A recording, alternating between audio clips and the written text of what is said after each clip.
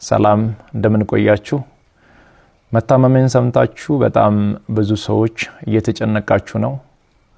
መታመሜን የነገርኳችሁ እንድትጨነቁ ፈልጌ ሳይሆን እንድትጸልዩልኝ ስለሚፈልግ ነው።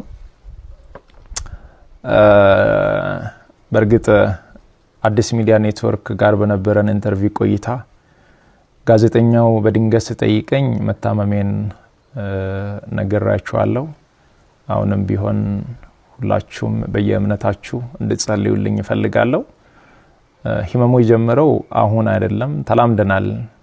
ዛሬ 1 ዓመት ከ5 ወር አካባቢ የሚሆን ይመስለኛል። ያኔ ጎፋ በመሬት ናዳ ምክንያት ወገኖቻችን በሞቱ ጊዜ ለማገዝ እዛ ነበርኩኝ። እዛ ታመምኩ። ከዛ በኋላ ህመሙ በዛው ነው የቀጠለው። እስካሁን ባለው የህክምና ክትትል እያደረኩ ነው።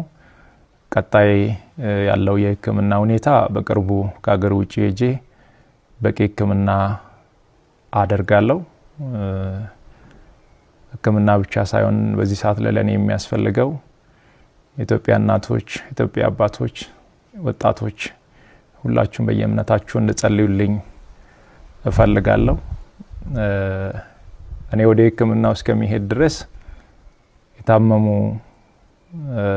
አልጋ ላይ ያሉ ወገኖችን እያሳከምን እንቆያለን።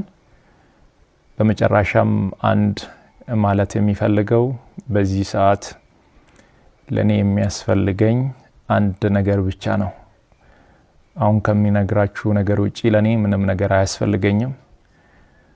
ሁላችሁም በየእምነታችሁ ጸልዩልኝ። ጸሎትና ጸሎት ብቻ ነው የሚያስፈልገኝ። ከዛ በተረፈው እግዚአብሔር ሁሉን ይችላል። አመሰግናለሁ።